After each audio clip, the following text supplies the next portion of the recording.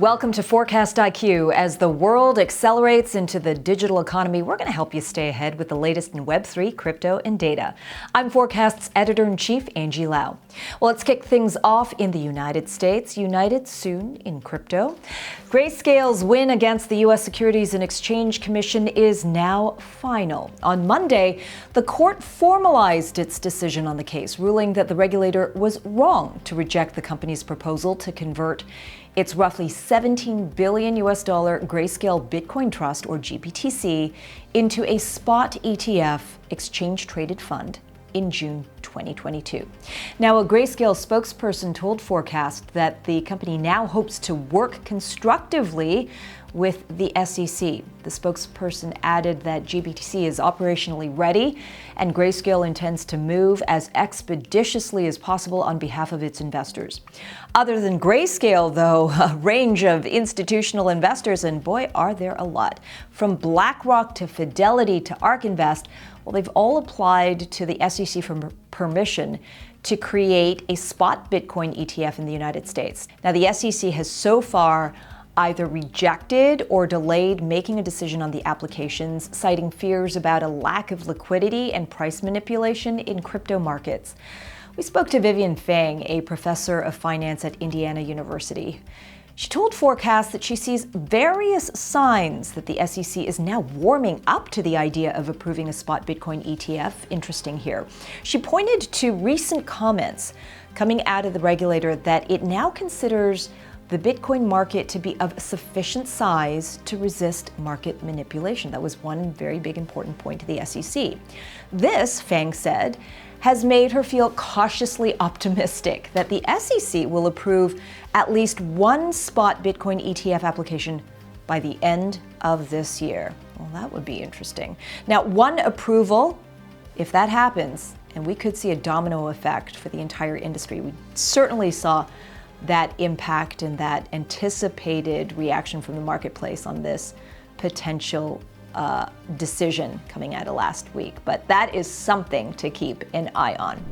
All right, over to the crypto markets broadly now. Bitcoin was up over 19%, close to 20% this week, sitting above the $34,000 support level. The coin briefly broke 35,000 on Tuesday, its highest level since May of last year, May 2022 we're talking about.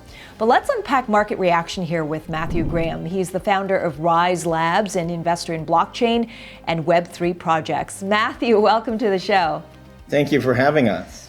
Okay, so there are rumors that a Bitcoin spot ETF may be around the corner, which is driving up BTC prices. A lot of anticipation. We saw that with the fake news or the preliminary news coming out of last week. But according to data from CoinGlass, Bitcoin shorts saw $177 million in liquidations as a result. We also saw October, a month historically bullish for crypto, and it keeps us guessing. But Matthew, what's your outlook here? Our industry outlook is extremely bullish. We've been saying for months now that we think that we've already bottomed out for the bear market cycle. And we continue to have even increasing conviction on that viewpoint. With regards to Bitcoin ETF, I think there's a lot more uncertainty about when exactly that's going to happen and which application will be approved. But it's definitely coming in either the short or medium term and is an important part of the larger picture, which is going to see a return of institutional and retail inflows to our industry. In terms of certain months being better than others for Bitcoin prices, we're not really a big believer in that. I think that's largely coincidental. All right, let's talk about the Grayscale court case here. The SEC did not appeal, and the court verdict is now set in stone. It's precedent setting, right? So do you think that the SEC is finally softening up to crypto? What do you think? The Grayscale situation is a little complicated because of the other legal issues that are involved with the parent company. Increasingly, we're seeing surprises in terms of favorable rulings, extremely favorable rulings for our industry that we kind of didn't expect. And I think that's very much indicative of how the SEC has overplayed its hand. They've been coming at this industry very hard for a fairly long period of time now. I don't really think they can press harder, and we're starting to see that going that hard in terms of trying to clamp down on such an important, innovative industry comes at a tremendous price. It comes at a price for the United States in terms of native innovation. It comes at a price for this industry, but it also comes at a price for the SEC itself, because increasingly they're getting pushback, not just from our industry, within our industry as before, but also from TradFi and from the courts. Solana jumped 37% over news of FTX's plans to return 90% of customer funds. What impact will FTX liquidation have on altcoins, you think? I think it was a big mistake that people made to have a misconception that Solana's fortunes were somehow inextricably tied to FTX's rise and fall. I think that was very clearly false, and people are starting to understand that. Solana has had almost 100% uptime for an entire year now. So early concerns are being mitigated, and people are seeing that the technology is really maturing at a very fast clip with Fire Dancer and state compression and other innovations. We could not be more bullish on Solana. Okay, last question here for you, Matthew, and this kind of came as a surprise to a lot of people. Heycoin, the inaugural Uniswap token, soared over 3 million per token. Okay, we heard that right. This after Uniswap creator Hayden Adams burned 99.99% of the total supply. Matthew, got to get your take on this one. So our industry has a very strong culture of experimentation and innovation. My understanding is that that coin was a very early experiment of some kind. I think the big takeaway here is that Hayden handled it quite well in terms of burning his own personal stash, making sure that everyone very clearly understood what the situation was, his views on it, that he was not taking advantage of it in any way. All right, thanks, Matthew. Really appreciate you joining us and sharing your insights. Thank you so much. All right. Thank you so much. Well, we might be close to seeing the end of crypto winter, but the industry continues to experience job cuts. Developers behind the blockchain Polkadot, we're talking about Parity Technologies here, recently announced it will reduce its workforce by 30%, mainly affecting its marketing and business development divisions. Meanwhile, the latest from the trial of Sam Bankman-Fried on the part he may or may not have played in the demise of FTX and the disappearance of $8.9 billion of customer funds. It was slightly anticlimactic, as SBF was expected to take the stand in his own defense, only for the judge to dismiss the jurors for the day, to determine for himself how much of the embattled FTX founder's testimony would be admissible. Most of the defense's case rests on testimony from Bankman-Fried himself, which is expected to take at least 4 hours relative to the 15-minute testimonies of the previous defense witnesses. The judge will rule on what the jury is allowed to hear. No doubt all seats will be filled for when that happens. The SBF trial has no doubt taken a toll on industry reputation. We recently caught up with Amanda Wick. She's the CEO and founder of the Association for Women in Cryptocurrency and a former U.S. regulator. Here's what she had to say. It is incredibly frustrating as a former federal prosecutor to watch a fraudster represent an entire industry, right? So I prosecuted a lot of financial crime, and when we prosecuted Bernie Madoff, nobody was screaming that the financial planning industry should be shut down, right? One of the largest frauds in history where a literal Ponzi scheme. SBF was not a Ponzi scheme. FTX was financial mismanagement. That happens at companies all the time. We do not say we should really shut down corporate America because it really lacks internal financial management controls. The tendency to take one bad apple in crypto and say, hey, this one bad apple, we should really burn down that orchard. We don't need apples. All right, time for a quick break right now, but we are going to check in on the NFT markets when we come back. Stay with us. Forkast.News is your gateway to all things blockchain, breaking down and breaking through the noise with the people who know it best and why it matters. We go to where the action is, from Asia to the world. Forkast is the most reliable source of intellectual discourse and insight that informs, educates, and bridges the gap between the blockchain industry and the mainstream. The future is being built, and Forkast has it covered. This is Forkast.News. All right, thanks for staying on with Forkast IQ. I am your host and editor-in-chief of Forkast, Angie Lau. All right, Bitcoin's October surge is bringing traders back to non-fungible tokens. The Forkast ETH NFT composite is in the green this week, with Ethereum NFT sales crossing $40 million for the first time in 5 weeks. So are NFTs back, or is this bull's market simply a Halloween costume? Yikes. All right, let's ask Forkast Labs data analyst Yehuda Pesher here. Yehuda, welcome to the show. Always good to hang out with you. All right, so what do you have for us? Hey, well, things have certainly changed in NFTs this week. They've now had their second consecutive week of increased sales. Global NFT sales came in at roughly $70 million. That's a 13% increase from the prior week and the highest we've seen now in 5 weeks. Sales, as you know, is not the only metric we use to measure the NFT market. I like to look at unique buyers and unique sellers, both of which were up in the past week as well. And yes, wash trades are up too. Traders may be throttling back from SoFi platforms like Friendtech and Stars Arena, putting more attention on wash trading, points farming over on the Blur marketplace, and even a new fractionalized NFT platform called the Flooring Protocol. That platform's done a lot of volume in the past week. But while NFT sales volume did see that notable increase, the Forkast 500 NFT index is still what I'm looking at, and it's still reflecting a loss of value in the NFT market, especially for the entire month of October. And while sales volume has definitely changed, what hasn't changed is collectors wondering if the market turnaround is real, if it's substantial, or if it's just another dead cat bounce. I'm actually not sure myself. Last October did mark the bottom of the NFT market. Hard to use that to predict the future, though, with a market that's as dynamic as the NFT market is. So what's going on in NFTs? Well, most of this action can be attributed to Bitcoin and the red-hot October that we're seeing there. Bitcoin performing well, it's giving NFT traders some confidence in that asset, which really, that is the lifeblood for digital collectibles, regardless of what blockchain they're on. So we've had positive news about ETFs, both on the Bitcoin front and also on Ethereum, and it might signal that the end of the bear market is coming. It may actually be here now. That means that traders need to consider if the bottom of the NFT market is in, and also which of the NFTs are too cheap to pass up on at this point.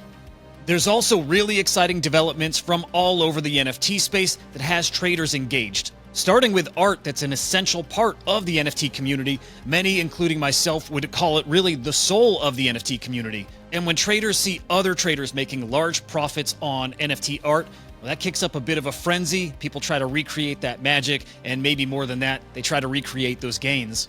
Recently, we saw Rafiq Anadol's incredible Winds of Yawanawa collection and the 5-figure profits that a lot of traders were seeing in that collection. You have others now hoping again to recreate that action. So these traders throwing large bids at new art collections like William Maypan's sketchbook, that sold out over on a platform called Verse, over $10,000 for each NFT. Now it has a floor price of over $13,000. To cap it off, you have an artist like Xcopy releasing just his second NFT of the year, and that really is driving peak FOMO here in the NFT space. For anyone unaware, Xcopy is often considered the face of NFTs. He's at least up there with Beeple and now Rafiq. And he's one of the top-selling NFT artists of all time, with some of his work selling for $6 or $7 million on secondary markets. Now, all that extra confidence that collectors have right now, well, it's driving something we haven't seen in quite a while, which is primary collection sales selling out. And our examples aren't tried and true Web3 brands, they're brands from the traditional world. I'm talking about Michelin and Trip.com, who both released NFT collections in the past week, both of them selling out and seeing success on secondary markets. Michelin's NFTs minting for 0.05 ETH, quickly shooting up to a 0.15 ETH floor on those secondary markets. Trip.com's Trekkies, those sold out at 0.09. We'll see how the secondary goes there, but it might be spicy. Both of these collections, by the way, coming with real-world perks. That's what collectors want, and that's essential at this phase in the NFT markets. You can't release just a picture anymore. You got to give some strong benefits here. And one other big non-Web3 native brand saw success in another really key way. That's Zynga, who last month released their Sugartown Auras. Those were free, mind you. It's a milestone in each NFT collection's roadmap when they release their artwork. Typically, after the artwork is revealed, prices plummeted. That's not what happened to Zynga's NFTs, though. In fact, NFT prices have held very stable. That's a huge accomplishment for any NFT collection, doesn't matter what the market's like. Really, these are all very bullish indicators from all corners of the NFT markets. Let's watch and see if the confidence traders have right now and the price action we're seeing in the markets, if that can be sustained over the next few months. Come January, will those big traders feel free to spend once again? We'll find out in just a few short months. Until then, we'll keep watching. Back to you. Yehuda, thank you as always. All right, on that note, let's take a quick break right now. And when we come back, we're going to take you to Nepal to see how the South Asian country is using blockchain for social impact. Forkast.News is your gateway to all things blockchain, breaking down and breaking through the noise with the people who know it best and why it matters. The future is being built, and Forkast has it covered. This is Forkast.News. Welcome back to Forkast IQ. Well, China is making its position on crypto clear. People's Bank of China, or PBOC, its central bank, Governor Pan Gongsheng said the agency will severely crack down on illegal financial activities such as cryptocurrency transactions. Now, Pan delivered the comments in a speech on Saturday during a meeting at the 14th National People's Congress. Local media reported that beyond reducing risk to consumers, Pan also reiterated the need for the PBOC to effectively implement macroeconomic controls and expand domestic demand, among other measures. In September 2021, the PBOC declared all crypto transactions, such as trading and mining, illegal.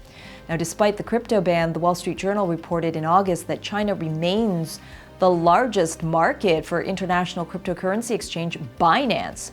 Chinese investors traded around $90 billion worth of crypto on the exchange for the month of May this year alone.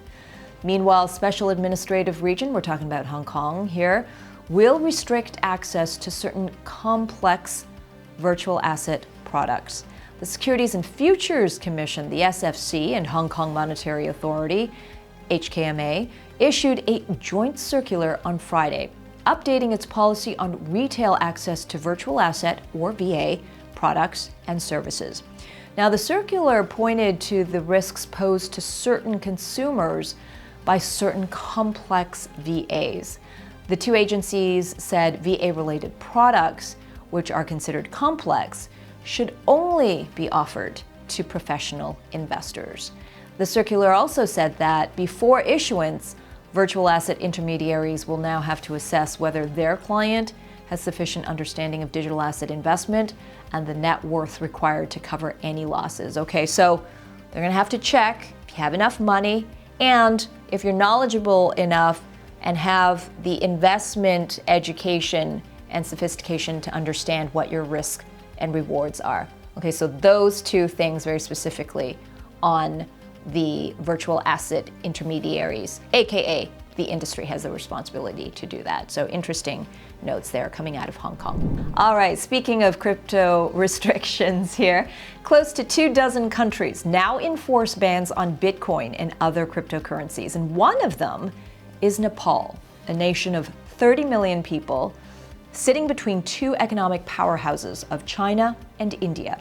But while the digital asset is, officially at least, unwelcome in the country, the technology behind it, blockchain, and its use cases are slowly finding their footing. Forkast's Jenny Ortiz was recently in Nepal's capital of Kathmandu, where she took a look at the ways government and the private sector are using blockchain to move the country forward.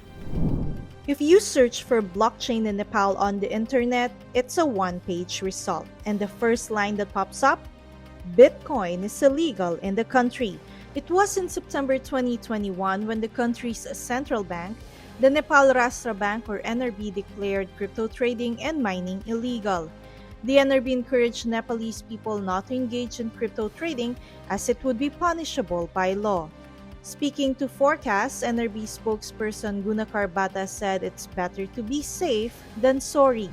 So the macroeconomic management is a challenging task in Nepal. It's not easy because we are between two giant emerging economies. If we allow, the cryptocurrency, then there might be challenge of some of the capital flight, and kind of the more speculation. This ban on Bitcoin and crypto is proving to be a challenge for blockchain firms to grow in Nepal. Rumsan, a diversified multi-business company with offices in the US and in Nepal, said the blockchain sector in the South Asian country remains very small. That's despite the fact that information technology, or IT, has emerged as a prominent field for employment in Nepal, second only to tourism. Because blockchain is so tied to cryptocurrency, and because of the legalities and regulations here, it is usually frowned upon in the first introduction. We've been in this space for a little over 5 years now, and we've gone from grassroots level advocacy, getting in students to understand the demand of it, to talking with the authorities and helping them understand the difference between blockchain and crypto. Using blockchain to make a social impact on the lives of thousands of Nepalese is seen to be a way for the technology to be accepted in the country. For me, that impact angle has been really, really important, and I think blockchain does bring it in because with its the trust and the transparency and the accountability aspect. For example, tapping blockchain for sectors like agriculture. AgriClear's blockchain-based system helps track agricultural practices from production phase till it reaches the end consumers to define agro products' quality and authenticity.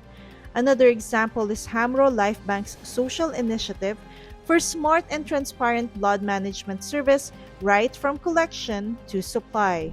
A lot of the development money comes to this part of the world, right, and a lot of other developing nations. So we try to create some transparency, some accountability, and the use couple of very immutable other features of blockchains to make sure that everything is properly accounted for. Blockchain awareness and education are also vital for the firms to seal their future in Nepal. There's a lot of talent in Nepal. We work with some amazing blockchain enthusiasts here. So we have young and budding talents who are coming in and they're really, really interested to get into the space because we know that the demand is very high. Aside from private blockchain firms, the Nepalese government via the NRB is looking at ways to utilize blockchain, and that's through the development of a central bank digital currency, or CBDC. In August 2022, the central bank called for the country's lawmakers to amend the Nepal Rashtra Bank Act, which authorizes the issuance of paper currency and coins to include digital currency. We are in the initial phase of the study. That means, once the study comes out, maybe after 2 years or after a year, because there are certain, the steps, there are certain modalities, and whether they could be feasible for our country or not. But so far, we are not behind. We are also collaborating with other countries, and particularly with the Bank for International Settlement. Nepal is nestled between economic powerhouses China and India, and both of these countries are conducting pilot runs for their CBDCs. But Nepal is choosing to tread cautiously with this new technology. We'll have to learn lessons from other countries, from countries similar to the size of Nepal. And really, it's impressive to know that our two large neighbors, they are working hard in pushing the CBDC, but I'm not sure whether CBDC will be perfectly used, wholly used, widely used even in those countries. Despite the roadblocks caused by crypto, industry leaders in the country are hoping Nepalese will see the benefits and different use cases blockchain can offer. Countries of like Nepal can really benefit from it, and at the same time contribute to. So that's the value. Slowly, a lot of people I talk to are realizing it. I think there's a lot of ways Nepal could benefit in the impact space, in the economy space, in the bringing in the talent space. So I'm really hoping that people and organizations and the government have an open mind towards exploring this technology and looking at the benefits. As the world keeps pace with the digital era, Nepal stands at a fascinating junction of tradition and technological innovation. The land known for its breathtaking landscape and rich history is now a part of a global blockchain narrative. In Kathmandu, Nepal, Jenny Ortiz, Forkast. Well, gotta love the Forkast team here. We are all over the world, from Dubai last week to Nepal, and we're always here to give you the latest. And that is a wrap on this week's show. We hope you liked it. We hope you enjoyed it. And we appreciate, of course, you joining us, and always good to spend time with you.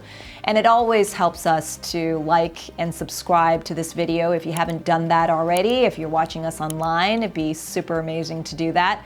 Or stay tuned right here on this channel if you're watching from home, your trading desk, your office, wherever you are. It's easy to stay connected with Forkast for the latest developments in the world of crypto and Web3. I'm Forkast Editor-in-Chief and your host, Angie Lau. Join us again this time next week as we bring you the latest from the world of Web3 and why it all matters. Forkast IQ. Get intelligent in Web3. All right, see ya.